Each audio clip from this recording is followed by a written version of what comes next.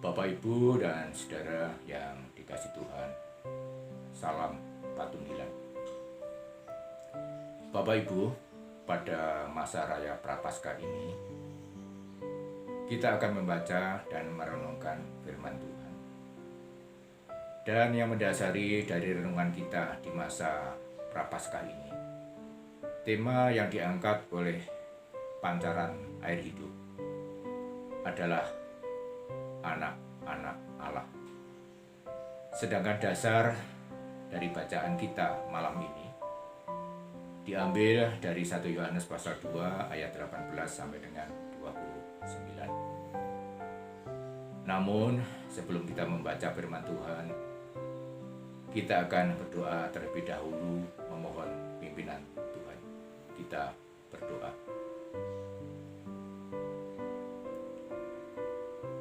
Bapa kami yang di surga, Bapa, dalam nama Tuhan Yesus Kristus, kami mengucap syukur untuk berkat kemurahan Tuhan, pimpinan Tuhan dari pagi hingga malam ini. Tuhan sudah menolong kami dalam segala tugas, aktivitas, dan pekerjaan kami. Terima kasih untuk segala berkat kebaikan Tuhan. Pada saat ini kami akan mendengarkan sabda firman-Mu. Urapi setiap kami ya Tuhan, dan berikan kami hati yang mengerti serta taat pada kehendak-Mu. Di dalam nama Tuhan Yesus Kristus, kami sudah berdoa dan mengucap syukur. Amin. 1 Yohanes pasal 2 ayat 18 sampai dengan 29.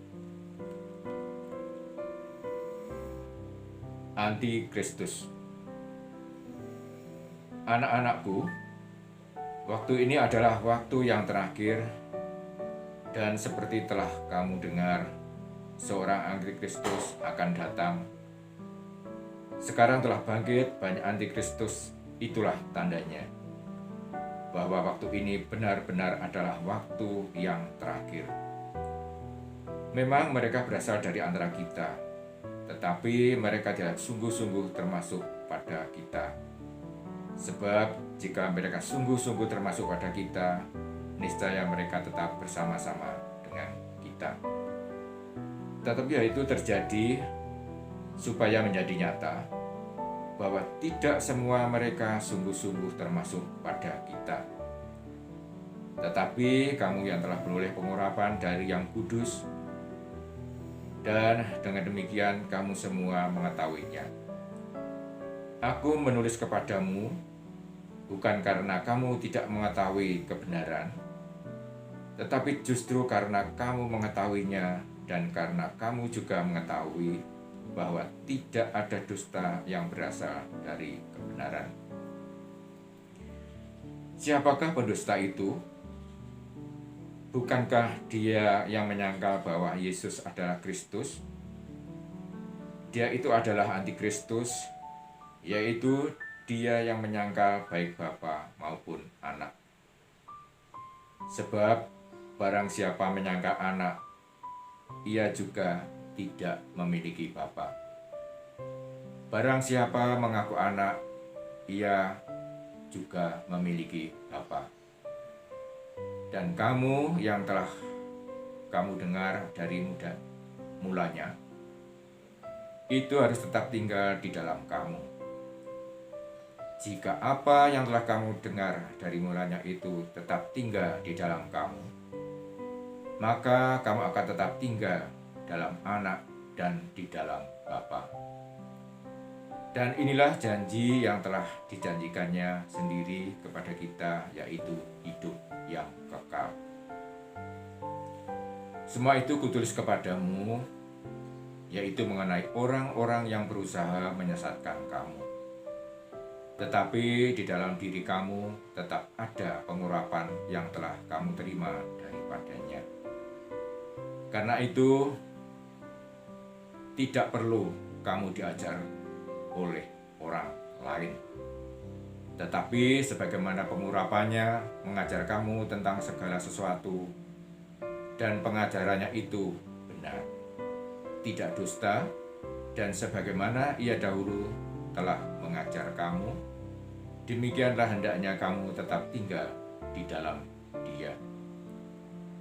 Anak-anak Allah.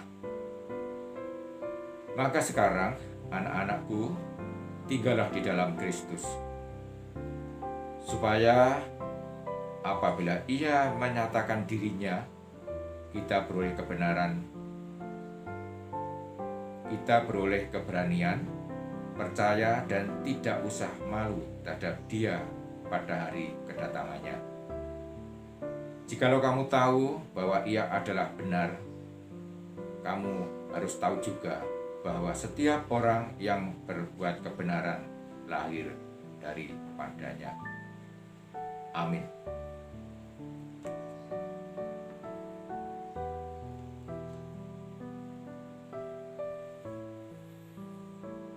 Bapak, Ibu, dan saudara yang dikasihi Tuhan, seorang yang mengaku sebagai pengikut Kristus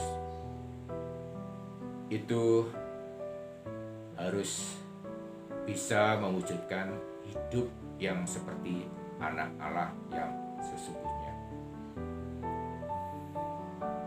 Memang mewujudkan yang demikian itu tidak mudah, karena harus bisa mengendalikan diri dari berbagai macam percobaan, permasalahan, juga perilaku yang sering menjadi penghalang dan bisa menjauhkan dari jati diri sebagai anak Allah. Bapak, Ibu, dan saudara yang dikasihi Tuhan, oleh sebab itu Rasul Yohanes mengingatkan kepada setiap pengikut Kristus agar supaya antara lain harus selalu waspada. Sebab kewaspadaan ini diingatkan kepada pengikut Kristus karena Rasul Yohanes mengetahui adanya bibit antikristus yang muncul. Bibit antikristus yang akan merusak tatanan dan ajaran yang telah diberikan oleh Kristus.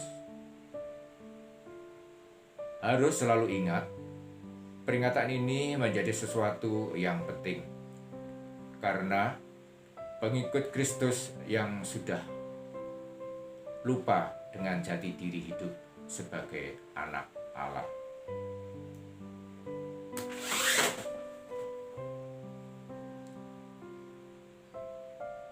Pengikut Kristus atau sebagai putra Allah, Rasul Yohanes juga mengingatkan supaya pengikut Kristus ini selalu ingat akan apa yang telah diajarkan oleh Tuhan dan bukan ajaran dari yang lainnya.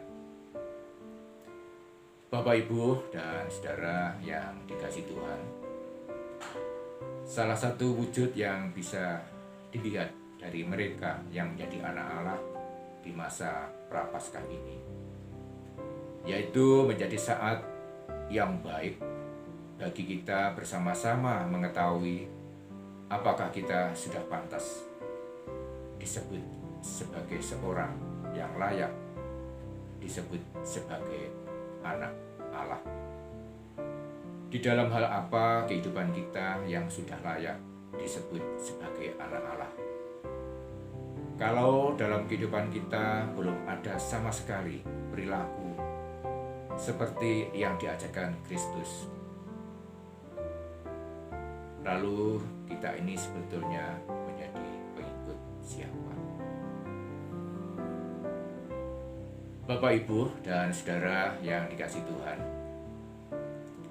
untuk melengkapi renungan kita malam ini, kita bisa mengambil contoh nyata dari seseorang yang bisa dijadikan sebagai panutan karena berperilaku dan menjalani kehidupan yang layak disebut sebagai anak Allah.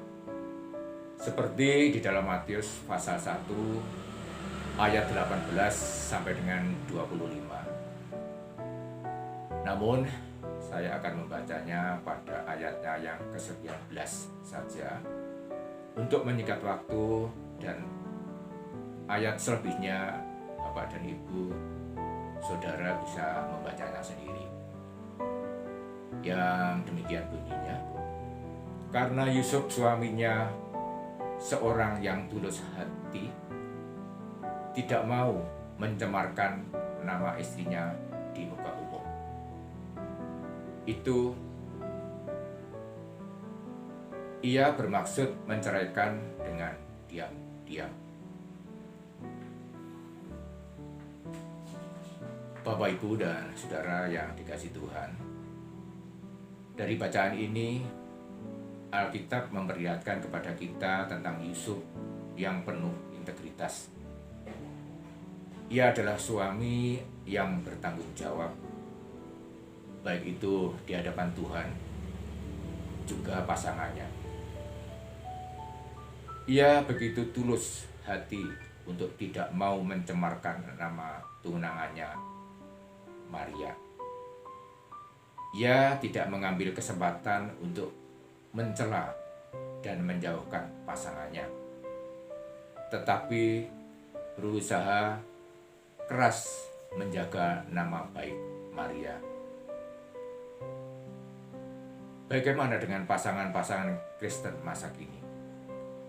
Apakah ia tetap melindungi nama baik pasangannya saat ia jatuh dalam kesalahan? Keutuhan rumah tangga tidaklah tergantung pada berapa banyak harta yang seorang miliki atau kecakapannya, tetapi pada integritas diri yang baik seperti Yusuf. Hati yang penuhi kasih Kristus adalah syarat yang utama dalam sebuah rumah tangga Kristen. Bila hati tidak dipenuhi kasih dan tidak takut akan Tuhan, ia akan bertindak semena-mena atas pasangannya maupun rumah tangganya. Seseorang yang mengasihi Tuhan tahu menjaga hatinya untuk tidak mencemarkan nama baik pasangannya. Kasih kepada Tuhan akan membuat seseorang mampu menghormati pasangannya. Ia tidak akan mencemarkan nama baik pasangannya. Demikian Bapak, Ibu, dan Saudara, contoh nyata yang dapat kita jadikan sebagai panutan, sebagai pribadi yang layak dan patut disebut sebagai anak Allah. Pertanyaan untuk kita semua, sudahkah kita berperilaku seperti itu di dalam kehidupan kita sebagai anak-anak Allah? Amin. Salam Patunggilan.